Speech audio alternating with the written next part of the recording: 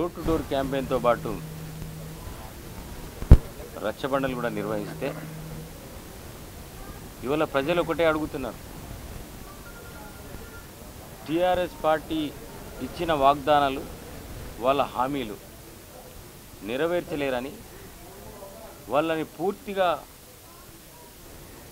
మోసం చేశారని, డబుల్ బెడ్రూమ్ల ఇండ్లు లేవని, ఇచ్చిన హామీని నిలబెట్టుకోలేదని, దళితులకు 3 ఎకరాలు రాలేదని, దళిత బంధు ఇవ్వకుండా మోసం చేస్తున్నాడని, ఇక్కడున్న యువతకు ఉద్యోగాలు లేవని, ఇప్పటివరకు కూడా టీఆర్ఎస్ ప్రభుత్వం ఏమీ ఇవ్వలేదని,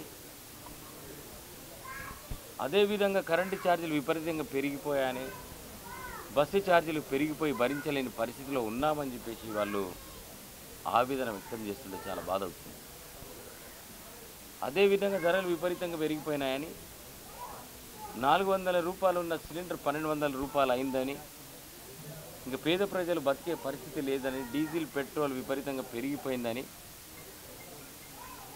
ఆఖరికి నూనె ప్యాకెట్ ధర కూడా 200 రూపాయలు అయితే మేము ఎట్లా బతకాలని ఇవాళ ప్రజలు ఎక్కడికి పోయినా కానీ ఆవేదన వ్యక్తం చేస్తూ ఈ టీఆర్ఎస్ బీజేపీ మమ్మల్ని పూర్తిగా అంటే మోసం చేశాయి, నిండా ముంచాయని చెప్పేసి వాళ్ళ బాధపడుతుంటే వాళ్ళు ఒకటే చెప్తున్నారు, ఈ 2 పార్టీలు మమ్మల్ని మోసం చేశాయి. మోసం చేయడమే కాకుండా ఈ నియోజకవర్గంలో ఉప ఎన్నిక వచ్చిన తర్వాత భారతీయ జనతా పార్టీ కావచ్చు, టీఆర్ఎస్ కావచ్చు, అధికారంలో ఉన్న పార్టీలు కాంగ్రెస్ పార్టీకి సంబంధించిన నాయకులకు లక్షల కోట్ల రూపాయలు వెచ్చించి, లక్షలు కోట్లు దాన్ని బట్టి స్థాయిని బట్టి వెచ్చించి వాళ్ళని కొనుక్కుంటున్నారు, అంగట్లో పశువుల్లాగా కొనుక్కుంటున్నారని చెప్పేసి వాళ్ళ ప్రజలు చర్చించుకుంటున్నారు. ఇక్కడ 2 పార్టీలు కూడా ప్రజాస్వామ్యాన్ని కూని చేస్తున్నాయి.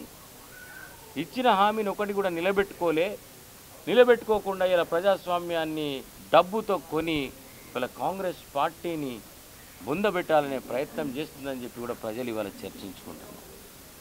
ఇది వాస్తవం.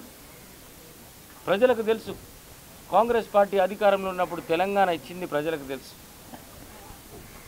కాంగ్రెస్ పార్టీ సంక్షేమ పథకాల గురించి కూడా ఇవాళకి మాట్లాడుకుంటారు. ఉపాధి హామీ గురించి కావచ్చు, అప్పుడు ఇచ్చిన అమ్మ హస్తం 9 రకాల రేషన్ గురించి కావచ్చు, పావుల వడ్డీ గురించి కావచ్చు. ఇవాళ మహిళా సంఘాలకు పావుల వడ్డీ కూడా లేకుండా పోయింది. భూమి లేని పేదలైతే ఇంకా ఘోరంగా భూమి లేని పేదలకు అసలు మమ్మల్ని రోడ్డు మీద వదిలేసిందని చెప్పేసి భూమి లేని పేదలు ఇవాళ ఆవేదన వ్యక్తం చేస్తున్నారు. మాకు ఏమీ ఇవ్వట్లేదు, అసలు మేము ఎలా బతకాలి, ఇన్ని ఖర్చులు పెరిగిపోతున్నాయి, ఇవాళ ధరలు విపరీతంగా పెరిగిపోతున్నాయని చెప్పేసి. ఇది సామాన్య ప్రజల నాడి. అదేవిధంగా వీళ్ళు ఇచ్చిన హామీ చెండూరు మండలాన్ని, ఈ చెండూరుని రెవెన్యూ డివిజన్ చేస్తా అని చెప్పేసి హామీ ఇవ్వడం జరిగింది. రెవెన్యూ డివిజన్ ఎందుకు కాలేదని చెప్పేసి వాళ్ళ చెండూరు ప్రజలు అడుగుతున్నారు.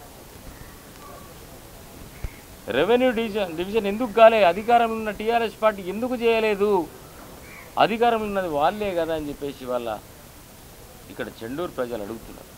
కాబట్టి దానికి కూడా టీఆర్ఎస్ ప్రభుత్వం ఇప్పుడు తిరుగుతున్న పోటీ చేస్తున్న మాజీ ఎమ్మెల్యే కూసుకుంట్ల ప్రభాకర్ రెడ్డి గారు సమాధానం చెప్పాల్సిన అవసరం. వీళ్ళు ప్రజలు ఇంకోటి కూడా చర్చించుకుంటున్నారు. రాజగోపాల్ రెడ్డి 20,000 కోట్ల కాంట్రాక్ట్కు బీజేపీకి అమ్ముడు పోయినని చెప్పేసి కూడా ఇలా ప్రజలు చర్చించుకుంటున్నారంటే దీన్ని బట్టి మీరు అర్థం చేసుకోవచ్చు. కూసుకుంట్ల ప్రభాకర్ రెడ్డికి ఆయనకు మాటలు రావు, ఈయననేమో ఒక పెద్ద మోసగాడుగా చర్చించుకుంటారు.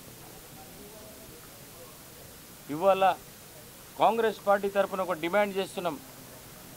ఎన్నికలు వచ్చినాయి కదా, టీఆర్ఎస్ పార్టీకి చిత్తశుద్ధి ఉంటే కనీసం సరే పేదవాళ్లకు మీరు ఇల్లు కట్టియకపోవచ్చు, పేదవాళ్లకు తిండి పెట్టకపోవచ్చు, కానీ కనీసం మీరు ఇచ్చిన మీ చేతిలో ఉన్నది రెవెన్యూ డివిజన్ని ఈ ఎన్నికల సందర్భంగానైనా కానీ మీరు ప్రకటిస్తారా అని చెప్పేసి వల్ల కాంగ్రెస్ పార్టీ డిమాండ్ చేస్తుంది.